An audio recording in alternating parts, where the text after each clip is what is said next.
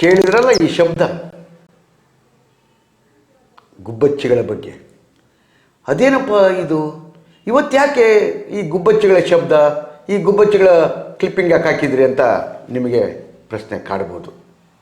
ಗೆಳೆಯರೇ, ಇವತ್ತು ಗುಬ್ಬಿಗಳ ದಿನಾಚರಣೆ.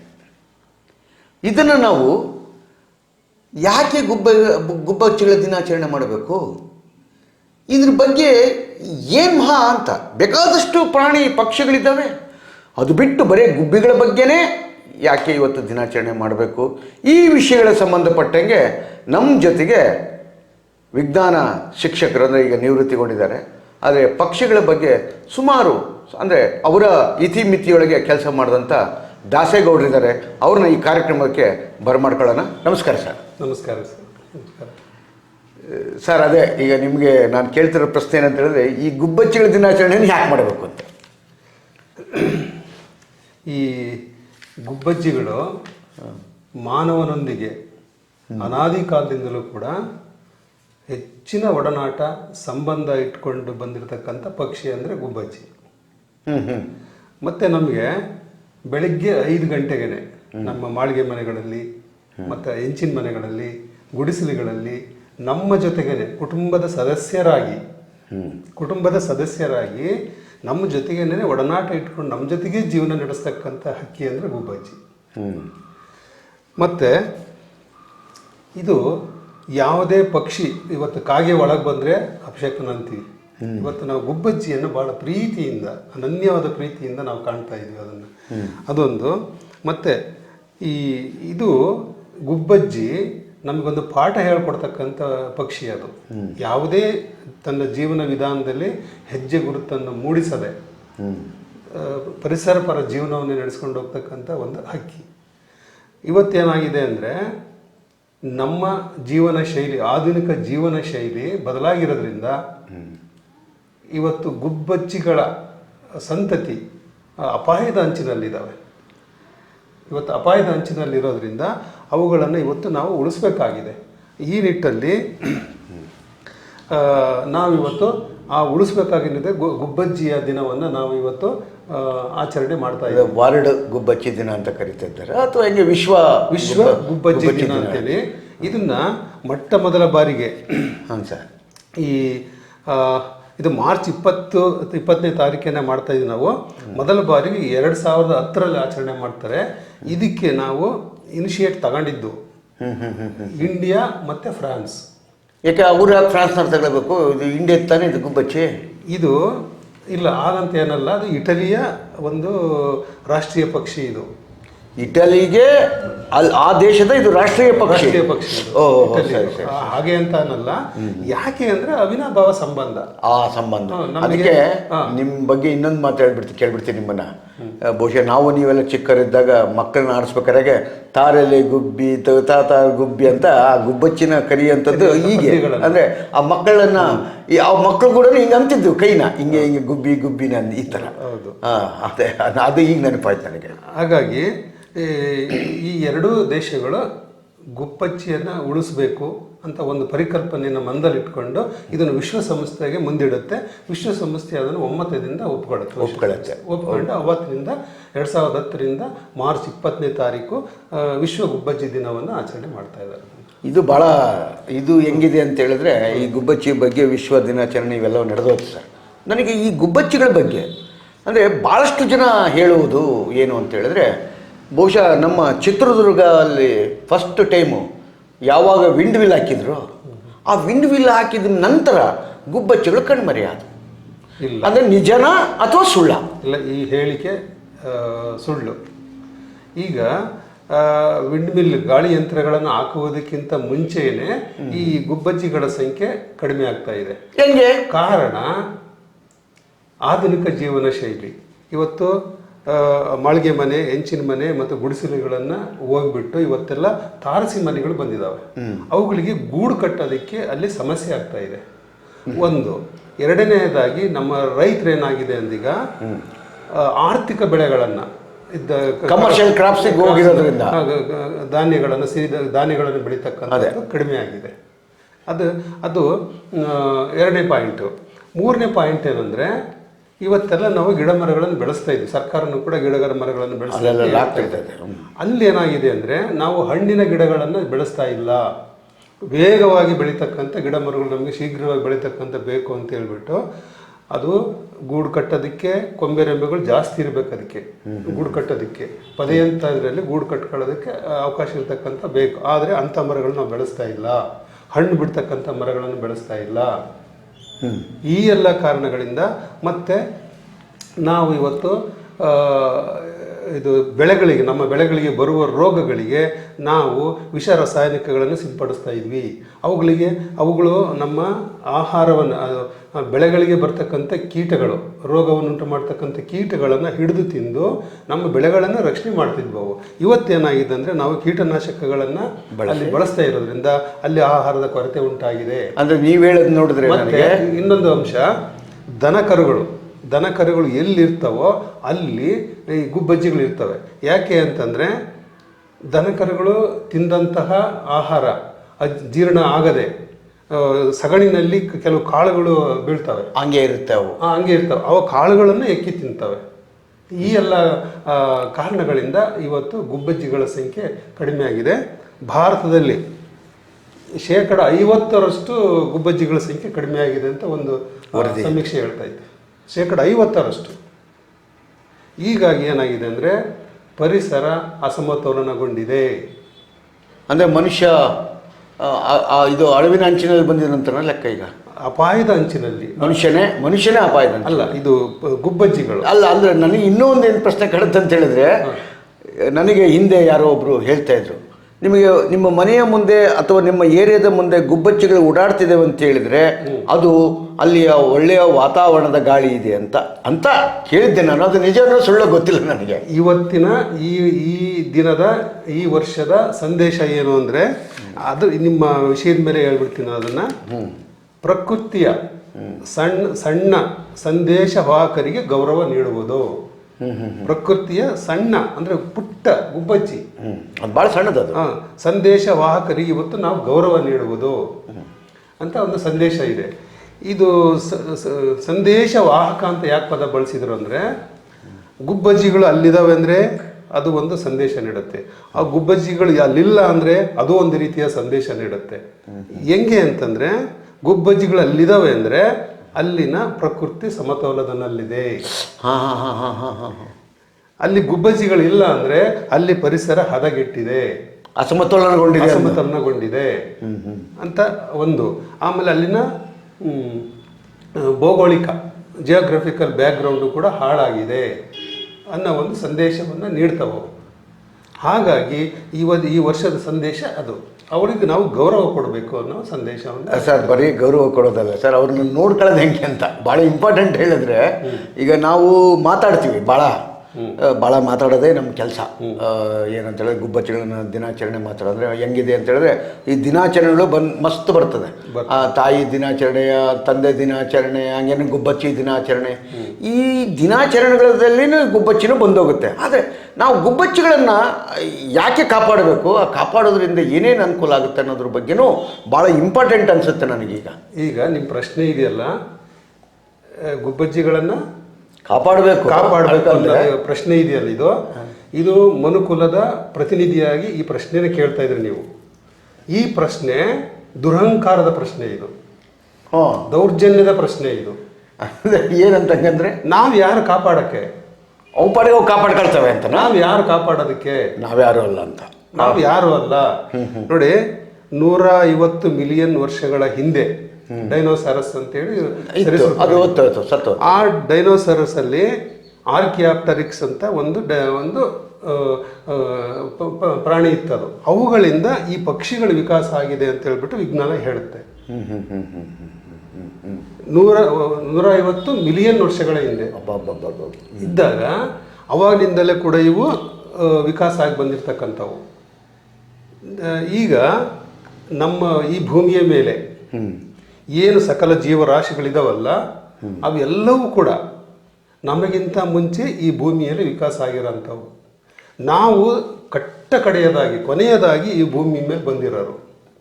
ಅವೇ ಇಂಪಾರ್ಟೆಂಟ್. ಆಮೇಲೆ ನಾವು ಬಂದಿರೋದು ಲೇಟಾಗಿ ನಾವು ಬಂದು ಅವುಗಳ ಪರಿಸರವನ್ನು, ಅವುಗಳ ಆವಾಸವನ್ನು ಹಾಳು ಮಾಡಿ ನಾವು ಹೆಂಗ್ ಕಾಪಾಡಬೇಕಂತ ಪ್ರಶ್ನೆ ಇದೆಯಲ್ಲ, ಇದು ದುರಂಕಾರದ ಪ್ರಶ್ನೆ ಅಲ್ವಾ ಇದು?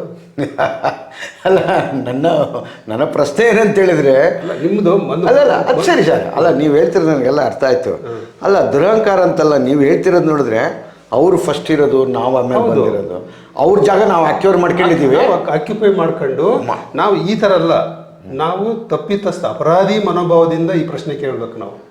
ನಾವು ತಪ್ಪು ಮಾಡಿದ್ವಿ, ಸಾರಿ ಅಂತೇಳಿ ಗುಬ್ಬಚ್ಚಿಗಳಿಗೆ ನಾವು ಸಾರಿ ಕೇಳಬೇಕಾಗಿತ್ತು. ಈಗ ಸಾರಿ, ಈಗ ಮನುಕುಲದ ಪರವಾಗಿ ನಾನು ಸಾರಿ ಕೇಳಿದೆ ಗುಬ್ಬಚ್ಚಿಗಳನ್ನು. ಭಾಳ ದೊಡ್ಡತನ ಅದು.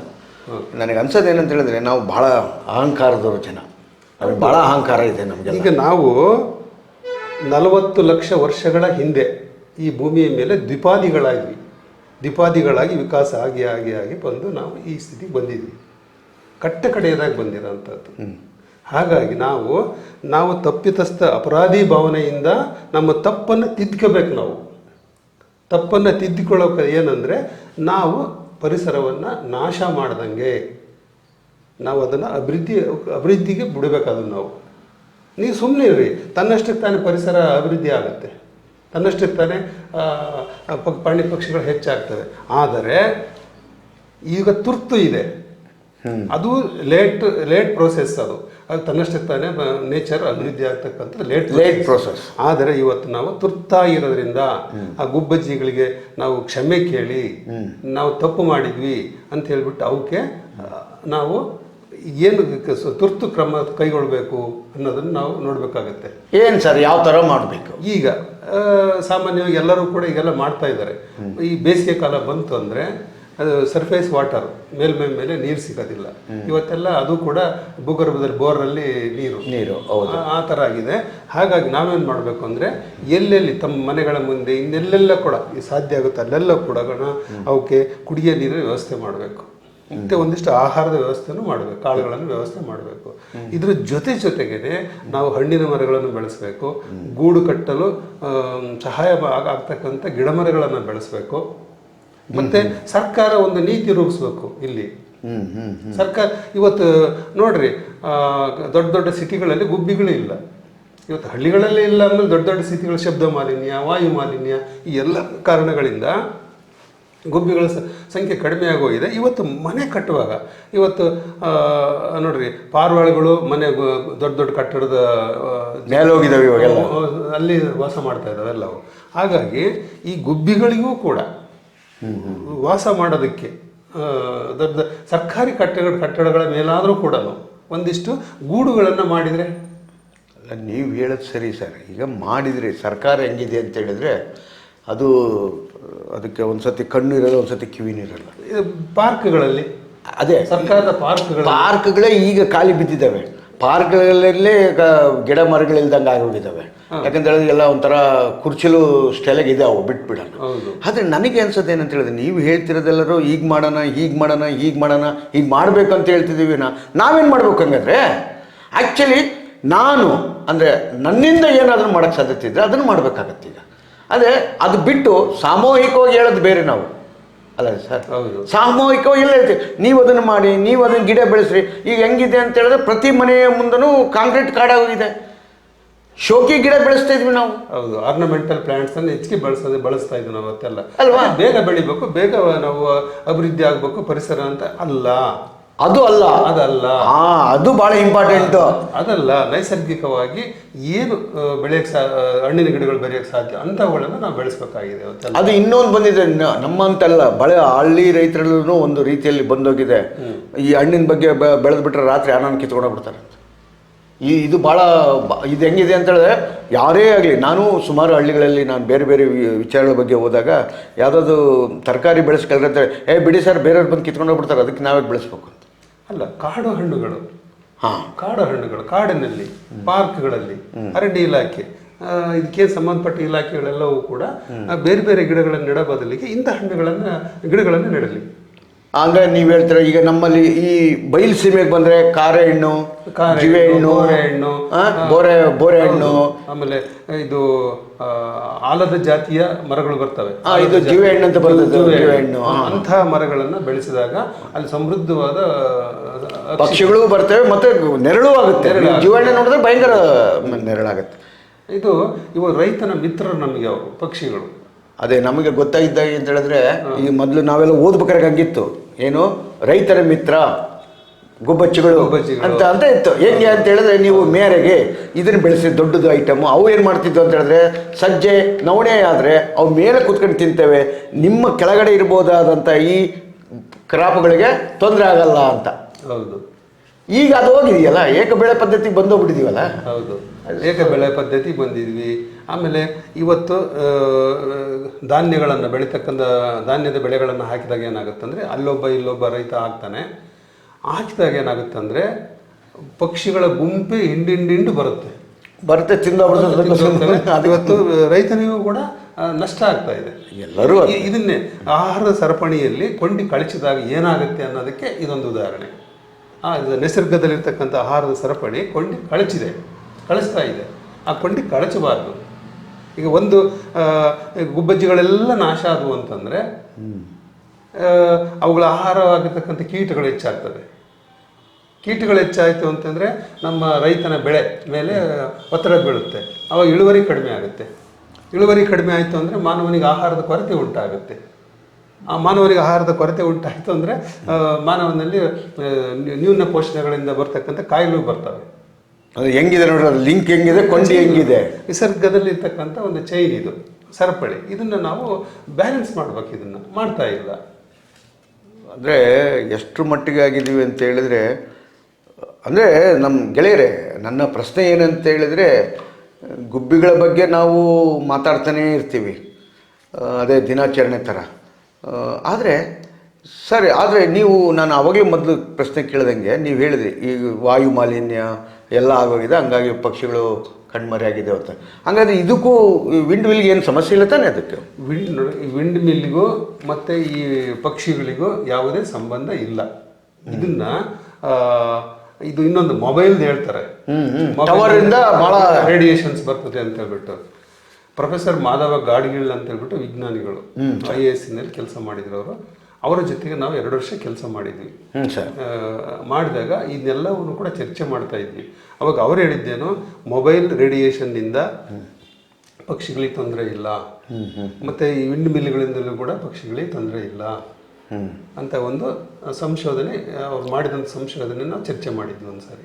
ಹಾಗಾಗಿ ಆ ವಿಂಡ್ ಮಿಲ್ಲಿಂದ ಯಾವುದೇ ಪಕ್ಷಿಗಳಿಗೆ ಸಮಸ್ಯೆ ಇಲ್ಲ. ರಾತ್ರಿ ಹೊತ್ತು ಕೆಲವು ವಲಸೆ ಹೋಗುವಂಥ ಪಕ್ಷಿಗಳು ಬರ್ತವೆ. ರಾತ್ರಿ ಕೊಕ್ಕರಿಗಳು ಬರ್ತವೆ. ಕೊಕ್ಕರಿಗಳು ಬಂದಾಗ ಏನಾಗುತ್ತೆ ಅಂದರೆ, ಅವಕ್ಕೆ ರೆಕ್ಕೆಗಳು ತಗಲಿ, ಇದನ್ನು ಫ್ಯಾನಿನ ರೆಕ್ಕೆಗಳು ಪಕ್ಷಿಗಳಿಗೆ ತಗಲಿ ಅಲ್ಲಿ ಬಿದ್ದಿರ್ತಕ್ಕಂಥದ್ದನ್ನು ನಾವು ನೋಡಿದ್ವಿ. ಮತ್ತು ಶುಶ್ರೂಷೆ ಮಾಡಿ ಅದನ್ನು 1-2 ಪಕ್ಷಿಗಳನ್ನು ನಾವು ಮತ್ತೆ ಕಳಿಸ್ಕೊಟ್ಟಿದ್ದೀವಿ. ಅವ್ರನ್ನ ಚೆನ್ನಾಗಾದ್ಮೇಲೆ ಆರೋಗ್ಯದವು. ಅದು ಗುಬ್ಬಿ ಅಷ್ಟು ಹೈಟಿಗೂ ಇರೋದಿಲ್ಲ ಏನಂತ ಕಾಣುತ್ತಲ್ಲ ಅವು ಗುಬ್ಬಿಗಳು ರಾತ್ರಿ ಹೊತ್ತು ಹಾರಾಡಲ್ಲ. ಅಲ್ಲ, ಅಷ್ಟು ಹೈಟಿಗೂ ಹೋಗೋದಿಲ್ಲ ಏನಂತ ಕಾಣುತ್ತೆ ಗುಬ್ಬಿಗಳು. ಹೋಗ್ಬೋದು, ಆ ಹೈಟಿಗೆ ಹೋಗ್ತದೆ, ಹೋಗಬಾರ್ದಂತೆಲ್ಲ. ಇದು ರಾತ್ರಿ ಹೊತ್ತು ಹಾರಾಡೋದಿಲ್ಲ ಅವು ಹೆಚ್ಚಾಗಿ. ವಲಸೆ ಹೋಗ್ತಕ್ಕಂಥ ಪಕ್ಷಿ ಬಂದಾಗ ಅದಕ್ಕೆ ತೊಂದರೆ ಆಗಿದೆ. ತೊಂದರೆ ಅಂದರೆ 100ರಲ್ಲಿ 1 ಅಥವಾ 2 ಪಕ್ಷಿ. ಅದೇನು ದೊಡ್ಡ ಇದಲ್ಲ ಅಂತ ಆ ಥರ ಇದೆ ಅಷ್ಟೇ. ಇವುಗಳಿಂದ ಸಮಸ್ಯೆ ಇಲ್ಲ ಸರ್. ನಾವು ಇಷ್ಟೊತ್ತು ತನಕ ಮಾತಾಡ್ತಾನೇ ಇದ್ದೀವಿ, ನೀವು ಸುಮಾರು ವಿಷಯಗಳನ್ನು ಹೇಳ್ತಾ ಹೋದ್ರಿ.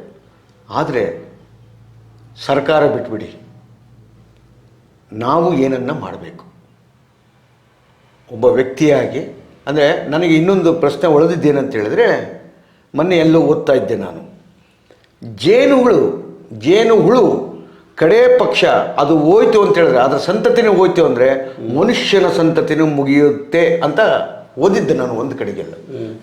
ಅಂದರೆ ಪರಾಗಸ್ಪರ್ಶದ ಅದು ಆ ಜೇನುಹುಳನೇ ಹೋಗ್ಬಿಟ್ರೆ ಇಡೀ ಮನುಷ್ಯನ ಕುಲನೇ ಹೊರಟೋಗುತ್ತೆ. ಇದಕ್ಕೆ ಒಂದು ಚಾರ್ಲಸ್ ಡಾರ್ವಿನ್ನರ ಒಂದು ಸಂಶೋಧನೆಯನ್ನು ನಿಮ್ಮ ಮುಂದೆ ಹೇಳ್ತೀನಿ ನಾನೀಗ. ಚಾರ್ಲಸ್ ಡಾರ್ವಿನ್ ಅವ್ರು ಸಂಶೋಧನೆ ಮಾಡ್ತಕ್ಕಂಥ ಸಂದರ್ಭದಲ್ಲಿ ಇಂಗ್ಲೆಂಡಿನ ಒಂದು ಹಳ್ಳಿನಲ್ಲಿ ಕ್ಲೋವರ್ ಅಂತಕ್ಕಂಥ ಒಂದು ಬೆಳೆ ಬೆಳೀತಾ ಇದ್ರು.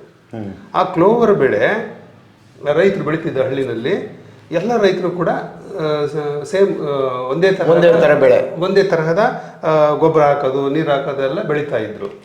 ಆದರೆ ಆ ಹಳ್ಳಿನಲ್ಲಿ ಒಂದು ವರ್ಷ ಕ್ಲೋವರ್ ಬೆಳೆ ಇಳುವರಿ ಜಾಸ್ತಿ ಆಗ್ತಿತ್ತು, ಕೆಲವೊಂದು ವರ್ಷ ಕ್ಲೋವರ್ ಬೆಳೆ ಇಳುವರಿ ಕಡಿಮೆ ಆಗ್ತಿತ್ತು. ಯಾಕೆ ಇದು ಅಂತ ಹೇಳ್ಬಿಟ್ಟು ಚಾರ್ಲಸ್ ಡಾರ್ವಿನ್ ರವರು ಒಂದು 5-6 ವರ್ಷಗಳ ಕಾಲ ಅದನ್ನು ವೀಕ್ಷಣೆ ಮಾಡಿ ಸಂಶೋಧನೆ ಮಾಡಿ ಒಂದು ತೀರ್ಮಾನಕ್ಕೆ ಬರ್ತಾರೆ. ಏನು ತೀರ್ಮಾನಕ್ಕೆ ಬರ್ತಾರೆ ಅಂದರೆ, ಇದು ಬಹಳ ಕುತೂಹಲಕರವಾಗಿರ್ತಕ್ಕಂಥ ತೀರ್ಮಾನ ಇದು. ಯಾವ ವರ್ಷ ಆ ಗ್ರಾಮದಲ್ಲಿ ಮದುವೆಯಾಗದ ಹೆಣ್ಣು ಮಕ್ಕಳು ಹೆಚ್ಚಿರ್ತಾರೋ ಆ ವರ್ಷ ಆ ಬೆಳೆ ಇಳುವರಿ ಹೆಚ್ಚಾಗುತ್ತೆ.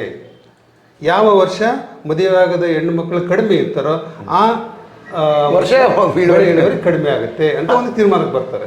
ಏನಂಗೆ ನೋಡಿ, ನಿಸರ್ಗದಲ್ಲಿ ನಿಯಮಗಳು ಎಷ್ಟು ನವಿರಾಗಿರ್ತವೆ, ಸೂಕ್ಷ್ಮವಾಗಿರ್ತವೆ ಅನ್ನೋದಕ್ಕೆ ಇದೊಂದು ಚಾರ್ಲಸ್ ಡಾರ್ವಿನ್ನರ ಸಂಶೋಧನೆ. ಇದು ಹೆಂಗೆ ಅಂದರೆ, ಮದುವೆಯಾಗದ ಹೆಣ್ಣು ಮಕ್ಕಳು ಒಂದು ಬೆಕ್ಕನ್ನು ಸಾಕಬೇಕು ಅನ್ನೋ ಒಂದು ಸಂಪ್ರದಾಯ ಆ ಗ್ರಾಮದಲ್ಲಿರುತ್ತೆ. ಬೆಕ್ಕು ಸಾಕಿದಾಗ ಏನಾಗುತ್ತೆ, ಬೆಕ್ಕುಗಳ ಸಂಖ್ಯೆ ಜಾಸ್ತಿ ಆಗುತ್ತೆ, ಇಲಿಗಳ ಸಂಖ್ಯೆ ಕಡಿಮೆ ಆಗುತ್ತೆ. ಇಲಿಗಳ ಸಂಖ್ಯೆ ಕಡಿಮೆ ಆದಾಗ ಏನಾಗುತ್ತೆ ಅಂದ್ರೆ, ಆ ಇಲಿಗಳು ಏನ್ ಮಾಡ್ತಿದ್ವು ಆ ಗ್ರಾಮದಲ್ಲಿ, ಆ ಜೇನು ಹುಟ್ಟುಗಳು ನೀವು ಕೇಳಿದ್ರಲ್ಲಿ, ಈಗ ಜೇನುಗಳನ್ನು ತಿಂದು ಜೇನು ಹುಳುಗಳನ್ನು ನಾಶ ಮಾಡ್ತದೆ. ಅವಾಗ ಜೇನು ಹುಳುಗಳ ಸಂಖ್ಯೆ ಕಡಿಮೆ ಆಯ್ತು. ಅವಾಗ ಬೆಕ್ಕುಗಳ ಸಂಖ್ಯೆ ಜಾಸ್ತಿ ಆದಾಗ ಇಲಿಗಳ ಸಂಖ್ಯೆ ಕಡಿಮೆ ಆಗುತ್ತೆ, ಹುಳುಗಳ ಸಂಖ್ಯೆ ಜಾಸ್ತಿ ಆಗುತ್ತೆ. ಅಲ್ಲಿ ಪರಾಗಸ್ಪರ್ಶ ಮಾಡಿ ಅಲ್ಲಿ ಬೆಳೆ ಇಳುವರಿ ಹೆಚ್ಚಾಗುತ್ತೆ. ಯಾವ ವರ್ಷ ಮದುವೆಯಾಗದ ಹೆಣ್ಮಕ್ಳು ಕಡಿಮೆ ಇರ್ತಾರೋ ಅವಾಗ ಈ ಬೆಕ್ಕುಗಳ ಸಂಖ್ಯೆ ಕಡಿಮೆ ಆಗುತ್ತೆ, ಇಲಿಗಳ ಸಂಖ್ಯೆ ಹೆಚ್ಚಾಗುತ್ತೆ. ಇಲಿಗಳಿಗೆ ಜೇನು ಹುಟ್ಟನ್ನು ನಾಶ ಮಾಡ್ತವೆ, ಅವಾಗ ಜೇನು ಹುಳುಗಳ ಸಂಖ್ಯೆ ಕಡಿಮೆ ಆಗುತ್ತೆ, ಪರಾಗಸ್ಪರ್ಶ ಕಡಿಮೆ ಆಗುತ್ತೆ, ಅವಾಗ ಇಳುವರಿ ಕಡಿಮೆ ಆಗುತ್ತೆ. ನೈಸರ್ಗಿಕವಾಗಿ ಇದಕ್ಕೇನೆ ವಿಜ್ಞಾನಿಗಳು ಅನ್ನೋದು. ಎಲ್ಲಿಂದ ಎಲ್ಲಿಗೆ ಸಂಬಂಧ ಇರುತ್ತೆ, ನೇಚರಲ್ಲಿ ಎಷ್ಟು ನವಿರಾಗಿರುತ್ತೆ ನಿಯಮಗಳು, ನಿಸರ್ಗದ ನಿಯಮಗಳು ಅನ್ನೋದನ್ನು ಅರ್ಥ ಮಾಡ್ಕೊಳ್ಳೋಕೆ ಇದೊಂದು ಸಂಶೋಧನೆ. ಭಾಳ ಅದ್ಭುತವಾದಂಥ ಒಂದು ವಿಷಯ. ಅದು ನಾನೆಲ್ಲ ಓದಿದ್ದಷ್ಟೇ, ಅದು ಹೇಗೆ ಏನನ್ನೋದ್ರ ಬಗ್ಗೆ ನೀವು ಹೇಳಿದ್ರಿ. ಅಂದರೆ ಇವತ್ತಿನ ಗುಬ್ಬಿಗಳ ದಿನಾಚರಣೆ ಸಂಬಂಧಪಟ್ಟಂಗೆ ನಾವು ಮಾತಾಡ್ತಾ ಎಲ್ಲೆಲ್ಲೋ ಹೋಗ್ಬಿಟ್ಟಿದ್ವಿ. ನಾವು ಆಗಲೇ ಎಲ್ಲೆಲ್ಲೋ ಹೋದ್ವಿ, ಏನೇನೋ ಆಯಿತು, ಎಲ್ಲವೂ ಪ್ರಕೃತಿಗೆ ಸಂಬಂಧಪಟ್ಟಿದ್ದೆ. ಅಂದರೆ ಆದರೆ ಗುಬ್ಬಿಗಳ ಸಂತತಿನೂ ಇಲ್ದಂಗೆ ಆಗಿಬಿಟ್ರೆ ಪರಿಸ್ಥಿತಿ ಏನಾಗ್ಬೋದು ಸರ್? ಈಗಾಗಲೇ ಚರ್ಚೆ ಮಾಡಿದ್ವಿ ಇದನ್ನ. ಗುಬ್ಬಿಗಳ ಸಂತತಿ ಇಲ್ದಂಗೆ ಆಗ್ಬಿಟ್ರೆ ಏನಾಗುತ್ತಂದ್ರೆ, ಗುಬ್ಬಿಗಳು ಏನು ಆಹಾರ ತಿಂತಾವಲ್ಲ, ಕೀಟಗಳು ಅದು ಜಾಸ್ತಿ ಆಗ್ತವೆ. ನಮ್ಮ ರೈತರ ಮೇಲೆ ಒತ್ತಡ ಬೀಳೋದ್ರ ಬಗ್ಗೆ ನಮಗೂ, ಅಂದರೆ ನಾವು ತೆಗೆದುಕೊಳ್ಳುವಂಥ ಗ್ರಾಹಕರಿಗೂ ರೇಟ್ ಜಂಪ್ ಆಗುತ್ತೆ ಅವಾಗ. ಹೌದು, ಅದನ್ನ ಇನ್ನು ಚರ್ಚೆ ಅದೇ. ಸೊ ಗೆಳೆಯರೇ, ಇವತ್ತಿನ ವಿಷಯದ ಬಗ್ಗೆ ನಾವು ಮಾತಾಡ್ತಾ ಇದಕ್ಕೆ ನನ್ನ ಮತ್ತು ನಮ್ಮ ಮಾಸ್ಟರ್ದ ಒಂದು ಇದೇನಂತ ಹೇಳಿದ್ರೆ, ಈ ಹಿಂದಿನ ಪದ್ಧತಿಗಳೇನಿದ್ದವು, ಅಂದರೆ ರೈತರು ಯಾವ ರೀತಿ ಬೆಳೆ ಬೆಳೀತಾ ಇದ್ದರು, ಅಂದರೆ ಡೈವರ್ಸಿಟಿ ಇರಬೇಕಾದಂಥ ಪರಿಸ್ಥಿತಿ ನಾವು ಇವತ್ತೆಲ್ಲ ಏಕ ಬೆಳೆ ಪದ್ಧತಿಗೆ ಬಂದಿದ್ದೀವಿ. ಹಾಗಾಗಿ ಗುಬ್ಬಿಗಳು ಭಾಳಷ್ಟು ಕಡೆಗೆ ಹೋಗಿದೆ. ಆಮೇಲೆ ಕಾಂಕ್ರೀಟ್ ಕಾಡು ಜಾಸ್ತಿ ಆಗ್ತಾಯಿದ್ದಾವೆ. ಆ ಕಾಂಕ್ರೀಟ್ ಕಾಡುಗಳನ್ನು ಆಗಬೇಕು ಅಂತ ಏನಿಲ್ಲ, ಬಹುಶಃ ಅದು ಪ್ರಕೃತಿ ನಿಯಮ ಅಂತ ಅನ್ಸ್ಕೊಳ್ಳೋರು ಮನೆ ಕಟ್ಟಿರ್ತಾರೆ, ಏನೋ ಮಾಡ್ತಾರೆ. ಆದರೆ ನಿಮ್ಮ ಪ್ರತಿ ಮನೆಯಲ್ಲೂ ಒಂದು ಏನಂತ ಹೇಳಿದ್ರೆ, ನೀವು ತಿನ್ನುವ ಊಟದ ಜೊತೆಗೆ ಒಂದಿಷ್ಟು ಇಡೀ ಅಕ್ಕಿಯನ್ನು ಹಾಕಿ ಒಂದು ಸಣ್ಣ ಪಾತ್ರೆ ಒಳಗೆ ಅಥವಾ ಯಾವುದನ್ನೋ ಒಂದು ಇದರೊಳಗೆ ನೀರನ್ನು ಇಡಿ. ಅಂದರೆ ಬೇಸಿಗೆ ಕಾಲದಲ್ಲಿ, ಮತ್ತು ಅವಕ್ಕೆ ಬೇಸಿಗೆ ಕಾಲ ಮತ್ತು ಮಳೆಗಾಲದಲ್ಲಿ ಅವಕ್ಕೆ ಊಟನೇ ಸಿಗೋದಿಲ್ಲ ಸರ್. ಅವಕ್ಕೆ ಸುಗ್ಗಿ ಕಾಲದಲ್ಲಿ ಅಷ್ಟು ಬಿಟ್ಟರೆ ಇನ್ನು ಉಳಿದ ಕಾಲದಲ್ಲಿ ಸಿಗದೇ ಇಲ್ಲ ಅವಕ್ಕೆ, ನಾನು ನೋಡಿದ ಪೈಕಿ. ಸೊ ಹಂಗಾಗಿ ಗೆಳೆಯರೇ, ನಮ್ಮ ಮಾಸ್ಟರ್ನು ಹೇಳ್ದಂಗೆ ಈ ಗುಬ್ಬಿಯ ದಿನಾಚರಣೆಯನ್ನು ಬರೀ ನಾವು ಮಾತನಾಡುವುದಕ್ಕೆ ಅಲ್ಲ, ಇನ್ನು ಮುಂದೆ ನಮ್ಮ ಮನೆಯ ಮುಂದೆನೇ ಇವತ್ತಿನಿಂದಲೇ ಈಗಲಿಂದಲೇ, ಅಂದರೆ ಈಗ ಬೇಸಿಗೆ ಬಂದೋಗ್ಬಿಟ್ಟಿದೆ ನಮಗಾಗಲೇ, ಅದರಲ್ಲೂ ಕಡು ಬೇಸಿಗೆ ಬಂದಿದೆ. ಆ ಪಕ್ಷಿಗಳಿಗೆ ನೀರು, ಕಡೇ ಪಕ್ಷ ನೀರು, ಅಂದರೆ ನಾವು ಮನುಷ್ಯರಾದಂಥವ್ರಿಗೆ ಎಷ್ಟೋ ಸಲ ಊಟ ಸಿಗದು ನಡೆದೋಯ್ತು, ನೀರೊಂದು ಸಿಕ್ಕರೆ ಹೆಂಗೂ ಬದುಕ್ತೀವಿ ಅನ್ನೋದೊಂದು ಇರ್ತದೆ. ಸೊ ಹಂಗಾಗಿ ನಾವು ಇನ್ನು ಮುಂದೆ ನಮ್ಮ ಮನೆಗಳ ಮುಂದೆ ಆ ಸಣ್ಣ ನೀರು ಮತ್ತು ಸಣ್ಣ ಇದರೊಳಗೆ ಇಟ್ಟು ಇದು ಮಾಡೋಣ ಅಂತ ಹೇಳ್ತಾ, ಇವತ್ತಿನ ಗುಬ್ಬಿಗಳ ದಿನಾಚರಣೆಯನ್ನು ನಾವು ನಮ್ಮಿಂದಲೇ ಪ್ರಾರಂಭ ಆಗಲಿ, ನಾವೇ ಮತ್ತು ಆ ಗುಬ್ಬಿಗಳು ನಮ್ಮ ಮನೆಗೆ ಬರಬೇಕು, ನಮ್ಮ ಮನೆಯಲ್ಲಿ ವಾಸ ಮಾಡಬೇಕು. ಬೆಳಗಿನ ಜಾವ 5 ಗಂಟೆಗೆ ಚಿಲಿಪಿಲಿ ಗುಡ್ತಾ ನಮ್ಮನ್ನು ನಾವು ಎಚ್ಚರಿಸಬೇಕು, ಎದ್ದೇಳಿಸ್ಬೇಕು. ಅದು ನಮ್ಮ ಅಲ್ಲಿಗೆ ಬರಬೇಕು. ಅಲ್ಲಿಗೆ ನಾವು ಬಂದಾಗ ಮಾತ್ರನೇ ನಮ್ಮ ಬದುಕು ಮತ್ತು ನಮ್ಮ ಇಡೀ ವಾತಾವರಣವನ್ನು ಒಳ್ಳೆಯ ಆಮ್ಲಜನಕವನ್ನು ಸಾಧ್ಯತೆ ಆಗುತ್ತೆ. ಯಾಕಂದರೆ ಎಲ್ಲಿ ಆಮ್ಲಜನಕ ಸರಿ ಇರಲ್ಲೋ ಅಲ್ಲಿ ಗುಬ್ಬಿಗಳಿರಲ್ಲ, ಅದ್ರ ಜೊತೆಗೆ ನಾವು ಇರೋದಿಲ್ಲ ಅಂತ ಹೇಳ್ತಾ ಈ ಕಾರ್ಯಕ್ರಮವನ್ನು ಇಲ್ಲಿಗೆ ಮುಗಿಸ್ತಾ ಇದ್ದೀವಿ. ನಮಸ್ಕಾರ ಸರ್. ನಮಸ್ತೆ ಸರ್.